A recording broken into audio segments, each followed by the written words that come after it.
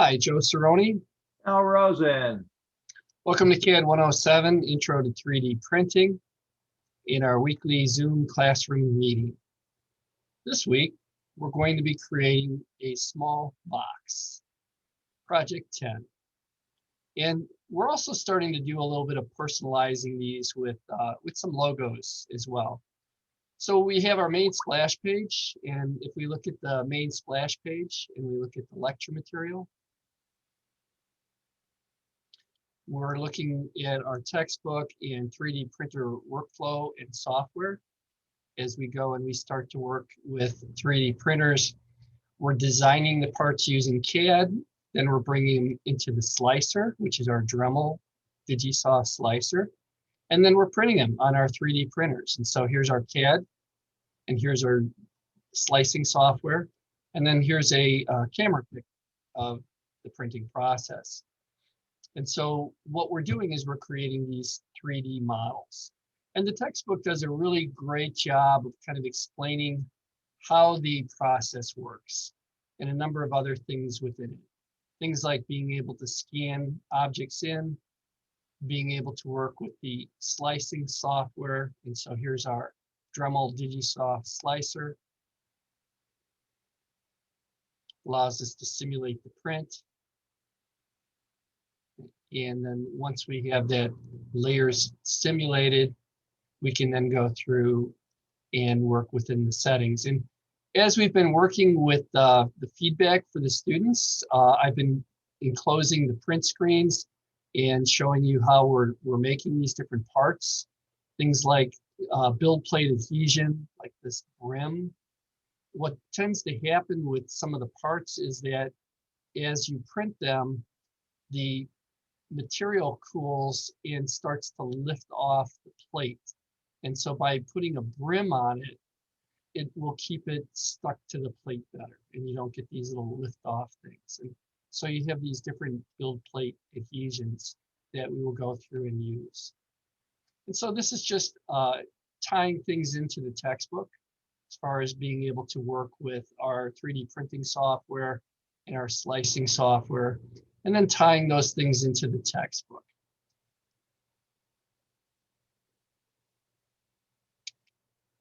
And so as we work with these, the machines actually run on a code called G code. And so once we generate the slice for the part, it actually generates these codes, which we use on CNC machines as well. And that moves the tool path to deposit the fillet material layer by layer. If we take a look at the project and we're going to look at the PDF, these are both the same. We put the Word files in so that we don't lose them and we can edit them. So this is taken from the textbook. It's our small box project. And I have one printed right here. You can kind of see it. There we go. And I like to brand these, and so I'll put a logo on it, and then you can check to see if the tolerances fit. And it has a tendency to disappear because it's green, and I think green tends to be the color that will disappear. So kind of neat. And then as we go through, you can work with some different variations if you have some abilities with CAD to twist them and things like that. For this example, we just made them straight. And so we took these 100 millimeter by 100 millimeter boxes, and then we extruded them 80 millimeters up. And then we did this geometry here, which I'll show you. And so switching back over to the main splash page, we have a tutor file and we have a video. And so the tutor file will download the file. And so if you click here, and then you open it, and this just says that it's a student version. And so student versions are free, but they put a mark on it, a watermark on anything that's printed. So it does give you that warning. And so here's our part. And then the process, like in a lot of the other ones, what I've done is I've just laid it out step by step how to create these drawings. So if we go to a top view here, we can start by creating the basic geometry for that. And so if we look at that, the basic geometry should be a square box that's 100 millimeters square. And so if we come back to CAD and we look at this, we can click on it. And then let's see if it'll wake these points up. Yeah. And so if you hover over the grips, you'll get the size. And so you can see that's 100 millimeters. And then if I put another grip on it and click and kind of hover, we have 100 by 100. Now you can certainly draw a square. And then as we look at this, what we do is we offset that. And so as we look at this, let's go look at an isometric view. And so we start off with this basic 100 millimeter by 100 millimeter square, and then we offset these. And if I put in the dimensions here on our OSNAP,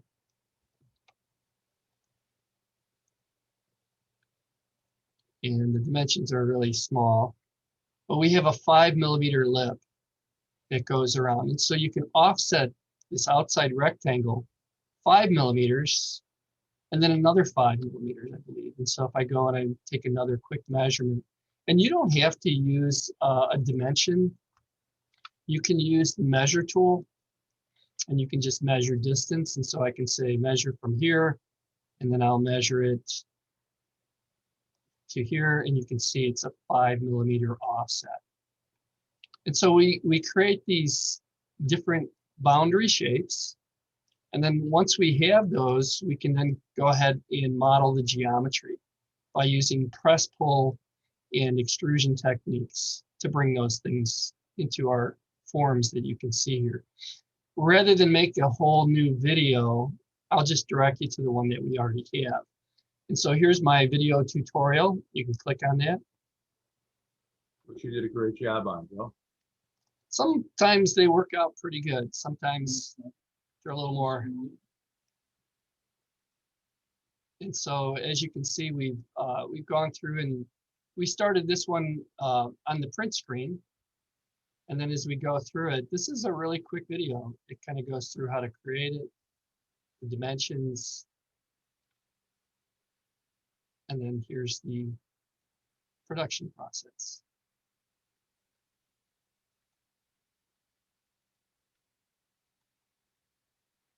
One other thing that we have been doing is we have been starting to kind of brand some of these different parts. And so as we go into them and we look at them, you can see that I have another file called oak leaf here. And so this is the oak leaf, and this is just a logo for Oakton. And you can get the oak leaf from the content section. And it's right here, oak leaf drawing. And so if you download that and open it, you'll have a separate file like this. And what you can do is you can copy it with a base point. So you can say copy with base point, and then we can put this as our base point, and then we can select our geometry and hit enter. And then we can go back to our student file, and then we can brand it. Now, to be able to brand it or to be able to put something on it, let's say we want the oak leaf to be on the top this time instead of onto the front. What we would do is we would put a 3-point UCS on here. And so I'm going to switch over to a 3D modeling workspace. And then I'm going to hit this 3 here for 3-point UCS and use O snaps. And so we'll say origin, x-axis direction, y-axis direction. And so now the XY plane is on the top of the part. And then if we want to insert that, I'm going to go and show my menu bar. I'll say insert, edit, copy with base point. And we should be able to copy, or we should be able to paste it, paste. And there's my oak leaf. It's a little small, so maybe I'll paste it right here. And then I'll have to make it bigger. And to do that, I recommend you get out of conceptual into wireframe, and then you can scale it. And so we can go over here to the scale command. The reason it's so small is because it's an inch drawing, not a millimeter drawing. So I'll zoom it up about like that. and then I'll move it.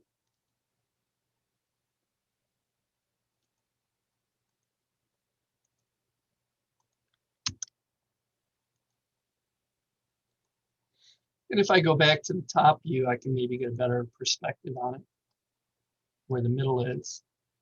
I can say move, P for previous, hit enter to end the selection from here, and we'll put it right here. Now, when we do this, we're going to make one more copy of it, because what we'll do is we'll push this down and subtract it, and then we'll make another one that we can pull up. And it depends on if you want to print them and then glue them together. And that's sort of what we did with this one right here, is that these are inserts. And it's a nice technique because you can use it on a single extruder head. And so what I do is I copy them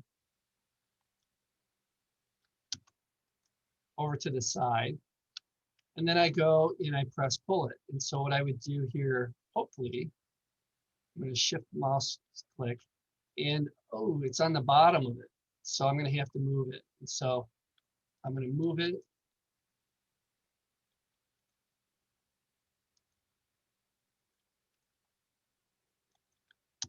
From the bottom to the top.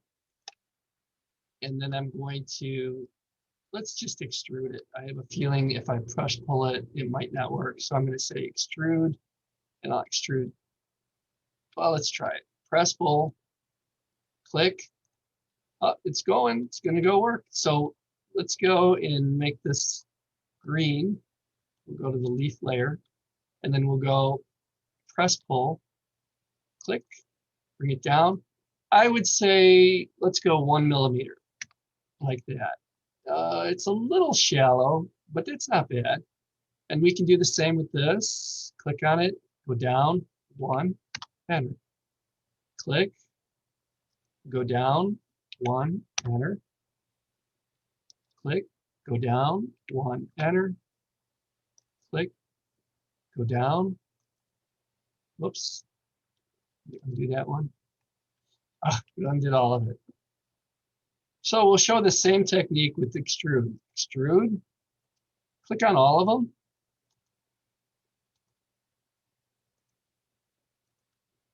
Enter, and then I'll go down 1, enter. Now when you extrude, it doesn't subtract it. And so if I change it to a conceptual view, you can see they're in the same, occupying the same space, like a ghost walking through the walls. And so what we'll do is we will subtract. We choose the big piece, hit enter, and then we subtract out these other shapes. And you'll see them as they're removed. Subtract, big piece, enter. And we'll subtract this one, that one, and hit enter. So we've subtracted that, and you can just leave it like that. But if you want to do an insert, what we would do is we'd come over to our part over on the side here, and then we would extrude it or press pull it up 1 millimeter. And so we'll try our press pull again. We'll click here, move it up, 1, enter, 1, enter. And I could probably get more than one of these, maybe not today.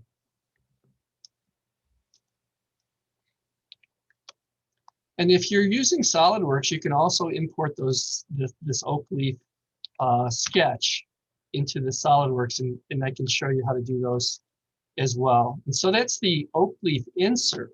And what we would do is we would then export these to our Dremel slicer. And so what we would do here, let me just do a quick save as in case something blows up.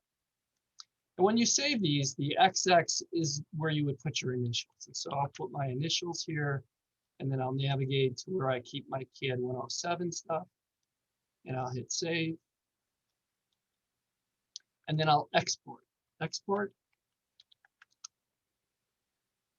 And we'll export the 2 parts. And so we'll export the box part, which will be here. Enter.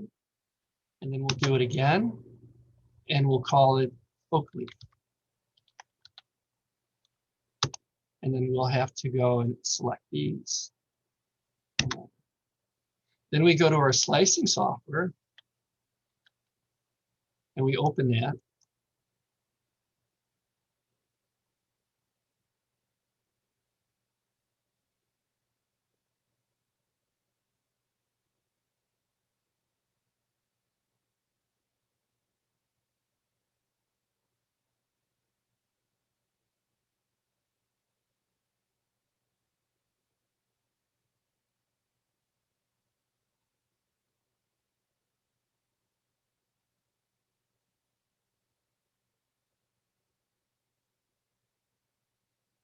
And so here we have our build plate down here at the bottom, and this shows the volume of the build plate.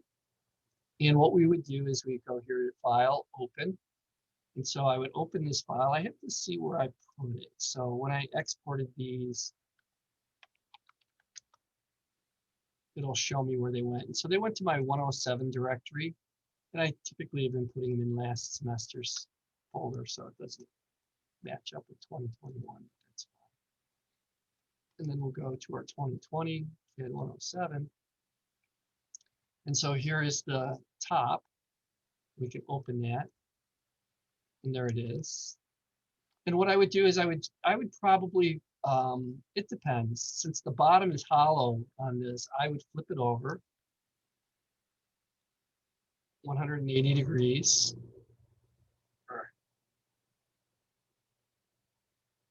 Like that. And then I would slice it. And so we go and we look at PLA.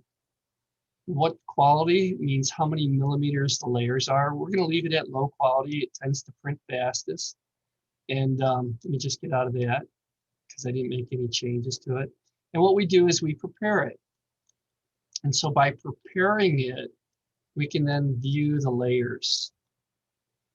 And so I can look at, it's going to print, it's going to take 100 layers to print it. And then I can look at the layers one by one. And this might be a problem here because unless I have infill added, it might not fill that. So what I want to do is I want to make sure I have my infill on. And so infill is set to be on, and I want support is the word that I want. So generate support is on. And so it'll print in here and it'll be removable quite easily. So what I would do is I would print this file and it would take it, this is pretty big, it'll take it 3 hours. It's a pretty long time. But as we get to it, then what I would do is I would delete this one and then I would print it. Well, let's not delete it. Let's do this. Let's just insert the other one. But typically, I would go through and use 2 different build plates because I only have one extruder here. And so I would probably print this with one color and this with another color. Otherwise, I'm going to have 2 of them that are the same color. But you could print one top with red and another top with green, or silver and green looks good. And then you can just put the green oak leaf in the silver top and vice versa. And again, we can go through and we can prepare it. And then we can look at our slicing and we can see how that works. And then we will print these for you. So as you're going through and you're looking at your evaluations for the course, what I'll do is I'll copy you on the print screen on the printer setup. And then we'll print those, and I'll also copy you on the webcam for the printout. All right, so that's how this project works, from creating the part with AutoCAD. And you can brand it with whatever you want, okay? You don't necessarily have to use an oak leaf if you want to put your initials on it, or maybe you want to make a nice gift for somebody, you know, with something on there, that's fine. And then this is going to be our project number 7, I believe. Yes. 7. All right. And that basically is our review of Project 7 for CAD 107. Al, let me know if there's anything else I need to touch base on. No, oak leaf is on the splash page also now. If you go down a little bit, that's all you have to do. Oh, wonderful. So you put my oak leaf in there. Wonderful. And we do have our video. That's correct. Perfect. I also have been printing your files. And so if you instant message me, we will have your files, not your files, but your 3D printed parts ready for you to pick up over at the Skokie campus. And so you can access the campus. You do have to sign in and then sign a waiver about COVID. But that's kind of the norm nowadays. And if you let us know when you're coming, we'll have the parts. We have a table that we can put a label with your parts on it to pick those things up. That ends our weekly Zoom meeting. If you have any questions, make sure you instant message us, and we'll see you online next week. Bye now.